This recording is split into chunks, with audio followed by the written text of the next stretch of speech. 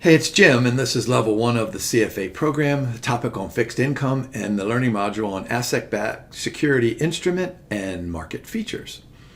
I hope the securitization video is fresh in your mind. Let me just remind you that I compared the left-hand side of the balance sheet of a financial institution, in particular mortgage loans, to a bag of Honeycrisp apples. Well, all we're doing here in this learning module is extending Honeycrisp apples to include all other types of fruit. Financial institutions, they make automobile loans, they have credit card receivables, they make business loans, they do all sorts of lending on the left-hand side of the balance sheet. So what we're going to see in this learning module is that you can package those loans into any kind of a bag of fruit. Now, the focus here is going to be the difference between these different asset-backed securities and the mortgage-backed security, because essentially the mortgage-backed security gets all the attention, especially after the financial crisis of 2008. But the CFA Institute attaches equal importance to all of the loans on the left-hand side of the balance sheet. In fact, in that first paragraph, in this learning module, the Institute uses words like risk transfer, flexibility, efficiency. Of course, we're talking about a transfer from one risk to another risk. There are different tranche holders who are going to prefer, let's say, contraction risk versus extension risk. There's flexibility for the financial institution and the investors out there. Remember in that last recording, I used the word spanning. And then lastly, there's greater efficiency of capital allocation. And so just like in that securitization video where the Institute was very much focused on all of the advantages of these and the entirety of asset-backed securities, we're going to see the same thing here today. So for learning outcome statements, we'll talk about covered bonds. We did that a little bit in the securitization video, credit enhancements, non-mortgaged asset-backed securities, of course, and then we'll end with a conversation about CDOs.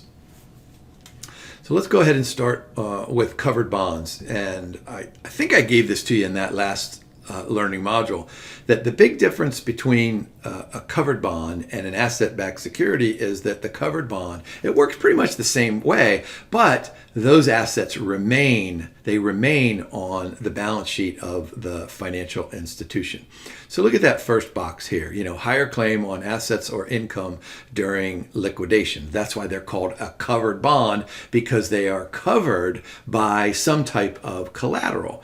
And that collateral can be a mortgage, they can be public assets. In fact, one of the interesting sentences in this learning module is that there are lots of ships and airline leases that show up as these covered bonds. And by the way, these are way more common. In fact, they're predominantly used over in Europe.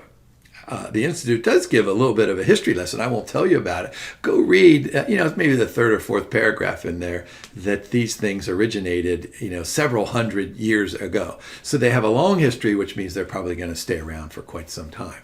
So I would be prepared to answer a question on this transaction process.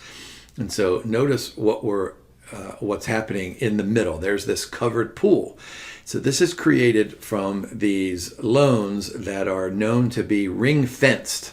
Now I'm going to go ahead and remind you of the story I told you in that securitization video. Remember, I had you envision that we're putting a tent out in the middle of our parking lot, and that tent was a special purpose entity or a special purpose vehicle, which as its own entity, it had its own balance sheet, it had its own financial statements. But what happens here is that we ring-fence these loans. And a special case of a ring-fenced loan is this special purpose vehicle where we put it out in the parking lot and it becomes its own entity. But ring-fenced gets its name from, just a fence where you're trying to keep the sheep inside of some kind of a pasture, and so you can see through it. And that's the idea here under this under a covered bond, is that you separate different loans inside of the balance sheet, and you separate them, but you can still see them. So they still remain on the financial institution's balance sheet. But what makes this more attractive is that there are lots and lots of good reasons. Some of them are for tax reasons. Some of them are for collateral reasons. And so it looks a little bit different on the balance sheet having this ring-fenced loan. Now, notice there is no pass-through feature, which we had on that securitization recording. Notice that we have the issuer over on the left, we have the investor over on the right, and then this ring-fenced loan. So think about this, any kind of a loan in there, it's probably going to be a mortgage in there, but it could be almost anything. And so what happens? You see the flow of the loan amount and then the interest and the principal payments.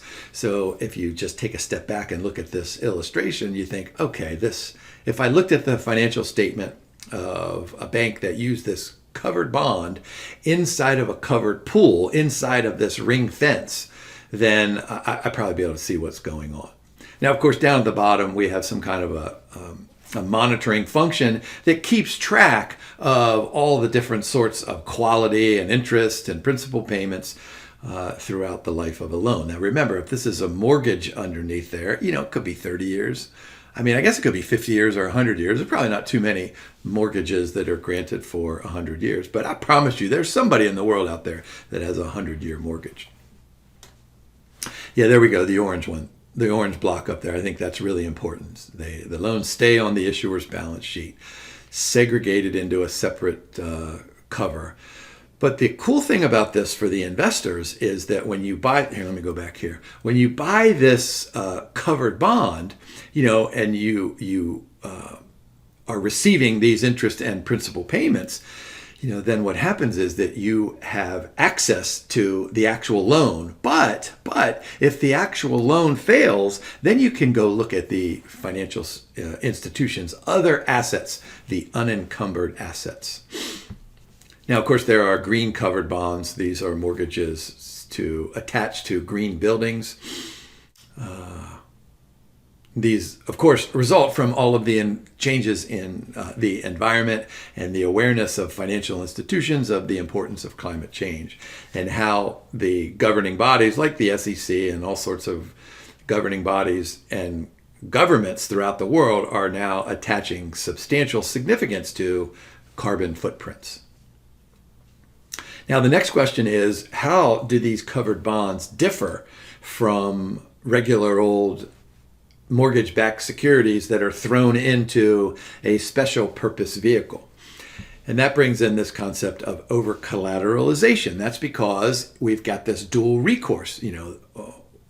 Clearly, we have the amount of the loans inside of this pool, and that face value is probably going to be less than the collateral value, not just the actual amount of what's going on the left-hand side of the balance sheet, but everything that goes on with the financial institution. Now look at this purple one. This should have been something that we talked about back in 2004 and 2006 here, at least here in the United States. Restrict the quality of the mortgages included. So they have strict LTV ratios. So unless that borrower meets those criteria, it's not going to go into that bag of Honeycrisp apples. And then there are this concept of a redemption regime where these cash flows are going to be based on the original amount of the loan. And if those things, that schedule, the timeliness and the magnitude of all those payments, if it fails in some way, then it institutes a trigger. So these triggers can be hard bullet, they can be soft bullet, or they can be conditional pass-through. I would just know those definitions. I can't imagine the Institute would ask you a question, a definitional question on those, but it might put it in the question stem, so that would help you answer the question. So go ahead and get out your phone right now. Take a picture of this slide. I have you do this regularly. This is super important. What did I say in the introduction? I think the great exam questions are going to be the difference between the covered bond and the asset-backed securities. I think we covered most of these issues, but go ahead all the way down to the bottom. Stability and volatility. So the covered bonds, of course, they're going to be more stable because of the over-collateralization. And asset-backed securities can be super volatile, especially credit card receivables, because you have pretty much no idea how much individual consumers and businesses how much they're going to pay on a regular basis. I mean, of course, financial institutions, they have tremendous models, but those models, they always make those estimates with error. All right, so let's move to this overview of an asset-backed security. What it does is it gives investors direct exposure to that default risk, whether it's a credit card, whether it's an automobile loan, whether it's a business loan or a personal loan or anything else that shows up in there. What this means then, at least for here in the United States, now remember, this idea of ring fencing, it includes the covered bonds and it includes the special purpose entities. So here with this SPE, remember, we're creating a separate and legal entity. Recall I said it was the tent out in the bank's parking lot. So we create this thing out there and we create tranches. Recall that we talked about the different types of tranches. Some receive interest, some receive principal, some only receive interest when all the principal has been paid, some. Remember, there are all different sorts of ways that you can arrange this. What you can do is you can add some credit enhancements. We'll talk about that here in just a few minutes. What these do is they help protect investor returns. They help, doesn't mean a guarantee, but remember, what did I say earlier? There were those three things that the Institute discusses in that first paragraph. One of one is a risk transfer. And so that's the idea of protecting investor returns under certain scenarios. Now, these special purpose entities, they can be tremendously complexified. Those of you who know anything about the Enron story will know that those were super complex. Now, how can we help investors out there manage their risk? And one of the ways that we do this is to have the tranche structure. Tranche A and B and C, and then the equity tranche, or maybe it's called the junior tranche. We can have some internal credit enhancements on top of each of those tranche structures. Over-collateralization, we can have credit tranching, we can have an excess spread, and that excess spread simply means that, suppose all of these, let's call them automobile loans, are thrown into this bag. What kind of a fruit would automobile loans be? Let's call them blueberries, right? And they're all there. And so the borrowers who bought the car, maybe they're paying an 8% interest rate. And so maybe this asset-backed security is only paying a 7% interest rate. That makes sense. And so that's called an excess spread. What we can also do, we can do these tranches based on cash flow, right? Interest and principal, but we can also divide them in further by credit tranching. We can say something like, if you want lots of risk, you throw into this tranche. If you don't want any risk, we'll throw you into this tranche. And that tranche is based on the credit rating. And that's known as the waterfall. So when the water, it goes up to the, think about the water comes up like this. If you're in the bath, you guys ever watch Pink Panther movies? Inspector Clouseau, he fills up the tub and it overflows, and then it fills up the bathroom, and then it overflows, and then it fills up the living room, and then it overflows. So that's kind of like the waterfall. I mean, the cool thing about the waterfall is that you know when you're going to get wet. You're either the first person who's going to get wet or the last person who's going to get wet. And so that helps investors. What did I say? One of those three things in the very beginning that the Institute mentioned, flexibility. So that's super important. Now we can also have external credit enhancements. We can get some other financial institution. We can get an insurance company. I mean, we could get a government, we could get Santa Claus, we could get anybody out there who would guarantee the third party. And of course, the quality of that third party guarantee would depend on the credit quality of that particular guarantor, right? So, I mean, if it's Santa Claus, I hope there are no 5-year-olds out there watching this. There is no Santa Claus. So if Santa Claus gave this guarantee, then it probably wouldn't be worth much. Oh my gosh, there we go. I just ruined it for lots and lots of people out there. You can get credit letters. That's super similar to international transactions. And then you can do these cash collateral reserves. And this is really fascinating. I love it when the Institute does this. There's a sentence in there that says something, cash collateral reserves, comma, which we don't cover in the level 1 or something like that. So cash collateral reserves, you can imagine what that is. That means you just take a pile of cash and you use that as collateral. But that was a good signal. The Institute is not going to test us on this. All right, how about more details on credit tranching? Or credit tranching, I'm sorry. So what we're doing is these multiple bond classes with different risk and yield profiles. So you just think about all of the left-hand side borrowers on the balance sheet of the financial institution statement. I mean, you have all different sorts of ranges of interest rates and yields on those loans and credit levels. So what you do is you just allow the junior tranche to absorb those losses first. This is what I was saying a minute ago. You get wet first, right? And then that waterfall lets investors choose when do they want to get wet. And that depends on collateral quality and the seniority of the tranche. And let me go ahead and repeat this. I mean, the cool thing about this for investors is that they get to pick. They get to pick. I mean, if an asset-backed securities has 6 tranches, they get to pick which one is best suited. And the interesting thing about this, from an institute perspective and a level 3 perspective, where we're going to have to match the client's risk and return objective with all of the securities that are available, is that these mortgage-backed securities and asset-backed securities in general, they allow us to be better prepared and to provide more effective advice to our clients because we can pick. I mean, it's similar to the selection of the beta or the selection of the duration for equity and fixed income securities. But the tranching really makes it more subtle and more convenient to do that matching principle. All right, here's a good picture, right? Lowest risk level and return level, we'll call that the senior tranche. And then we go all the way down to junior tranche 1 and 2 and 3. And then that last junior tranche, I say this a few times already this morning, a lot of times that's called an equity tranche. All right, so this is what I was talking about earlier with the different kinds of fruit: auto loans, credit card receivables, personal loans. Some of them can be amortizing, some of them can be non-amortizing. So once again, as the investor, you get to pick.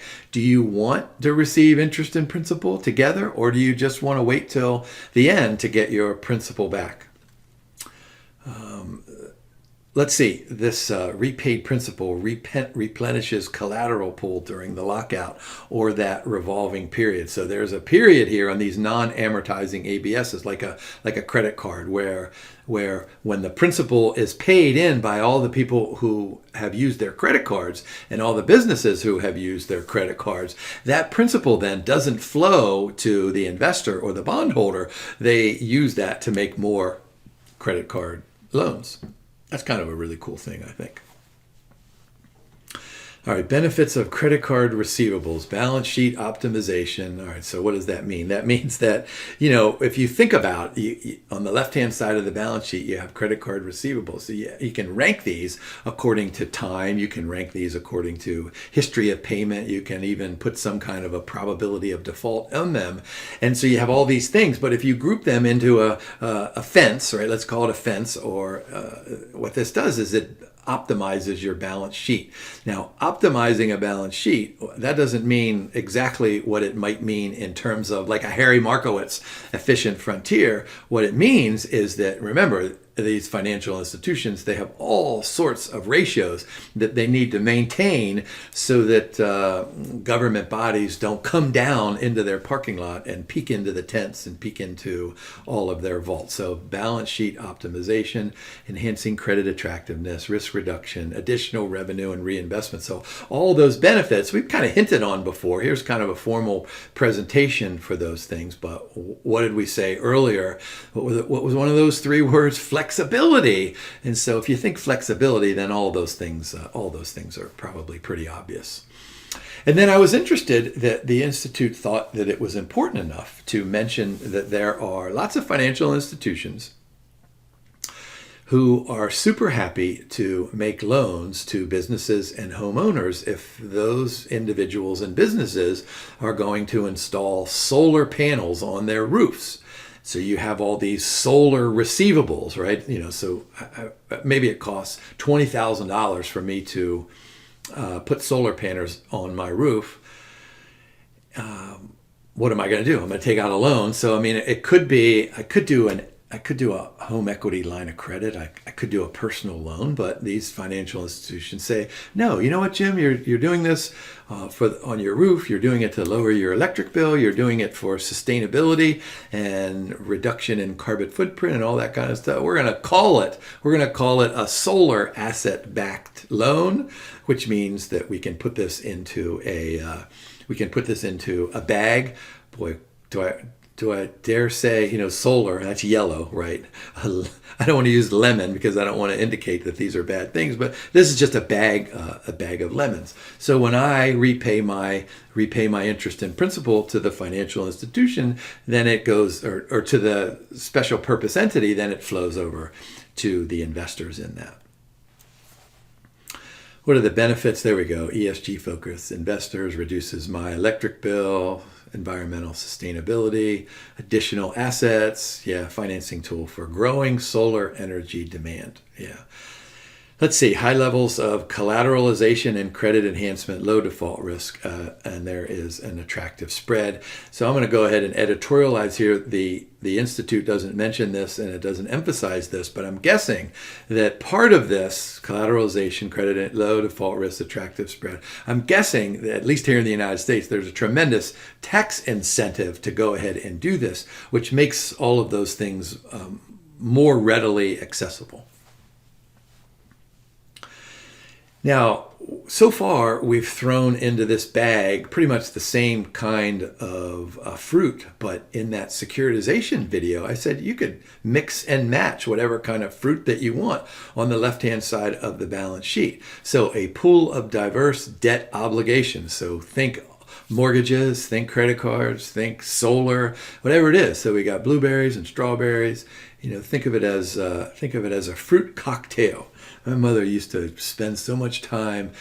She had a little scooper, and she would scoop out watermelon and cantaloupe, and she put it all into a big thing. It's one of my favorite things to eat when I was growing up. So think about this. My mother, her name was Patsy. Patsy's bag has this collateralized debt obligations. And so what can they be? They can be corporate bonds, they can be bank loans, they can be emerging market bonds, they could be bonds issued by Santa Claus, after all, right? So any kind of security that shows up can be thrown into this thing. So collateralized bond, collateralized loan, structured finance, synthetic CDOs. We'll go ahead and have a really awesome conversation about credit default swaps. These things are just pretty much insurance that bondholders can buy in case the issuer defaults on the principal payment. It's called a swap for a variety of reasons, but those are really super cool things. It's one of the most fun things that I can teach you guys. But just remember a couple of definitions of these different kinds of. Now go ahead and get your phone out again. Here's a good review page. So take a picture of this, the difference between all the stuff that we talked about here, not just in this one, but in the securitization recording. And then the next one is on mortgage-backed securities as well. So that top part of those columns, that's pretty much just a summary of what we talked about earlier. Look down at the bottom. How about this CDO structure? Yeah, still various tranches. We can do this any way that we want. Non-static collateral pools, meaning that they're non-dynamic. That they are dynamic. They're not static, which means that there can be some kind of turnover. We need some kind of a manager to keep track of these things, and the emphasis is on the difference between the return rate and the funding cost. This goes back to that excess spread that we talked about earlier. You can have senior mezzanine. There you go. There's the equity tranche that I was referring to. A lot of times the equity tranche is used primarily under the CDO structure or the collateralized loan structure, but I tend to use it as just whatever the bottom tranche is. I always think of it as an equity tranche, just because the returns to that look an awful lot like an equity security. There's cash flow protection, there's over-collateralization again. And so just think down at the bottom there, senior tranche, it's got low risk, equity tranche over there, it has high risk. So the expected returns are consistent with that level of risk. Now, one of the advantages of this idea of a collateralized debt obligation or collateralized loan obligation is the extra emphasis on diversification. So you think about the bag of Honeycrisp apples, which were mortgage-backed securities. What we do, what we do is we try to, at least initially, put loans that have similar terms and similar credit ratings into that bag. So all the Honeycrisp apples, they tend to look alike. Now that still gives the investor the concept of diversification. But imagine now with these CLOs, imagine now putting all different sorts of apples in there, which means you can have high level and low level and medium level of risk. So that's why the Institute says credit rating of loans in the pool. That's why the Institute says diversity of borrowers and industries. And that's why this last group, collateralized debt obligations, think of it as extra diversification, because you get like this, but then you get like this as well. You need a collateral manager, of course, and then there's over-collateralization as well. What these CLOs have is some kind of a target. So whatever that target is, and I imagine the Institute would tell you what that target is, and they would say, is it either above or below? And you would say, well, yeah, that's over-collateralization. It might be good for you to take out your phone again and take a picture of the bottom part of this, so you can see the different types of risk. What did I say earlier? One of those three terms that the Institute uses is a risk transfer. So think about credit risk, which we know all about. Think about liquidity risk. If there is an increase in the complexity of any of these asset-backed securities, but in particular CDOs and CLOs, then they might lose some of their liquidity. That makes perfect sense. There is interest rate risk. Remember, these are loans, so if you have 4 years or 10 years or 30 years, think about interest rate risk and think about duration and convexity of these. Management risk, this goes into this concept of operational risk, where the manager's expertise in taking the left-hand side of the balance sheet and putting it in a bag. Maybe the manager wants to put a super crisp Honeycrisp apple in there, but instead picks up, a dried grape and drops it in there. And so you're looking at this bag, you're looking at your CLO, and you're thinking, okay, here's a really good loan to a local bakery. Here's a really good loan to a local auto company. And then here's a loan to, Jim's Concrete Company. You don't know anything about Jim's Concrete Company. So it relies on expertise. Think about operational risk there.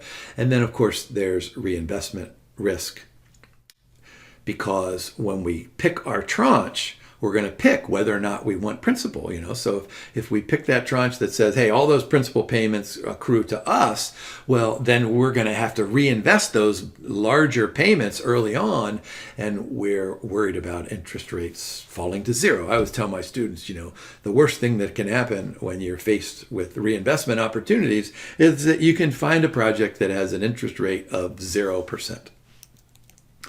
And that takes us through those 4 LOSs. Hopefully you can see and are convinced that this is really just an extension of what we did in the securitization recording, and an extension of all of these learning modules on fixed income securities. So go to the learning module. There are 12 questions. They're pretty much definitional and a couple application ones. So I'm going to say give yourself 10 minutes to go ahead and do all these, and I think it'll be worth it. So hey, thanks for watching. Have a great day and good luck studying.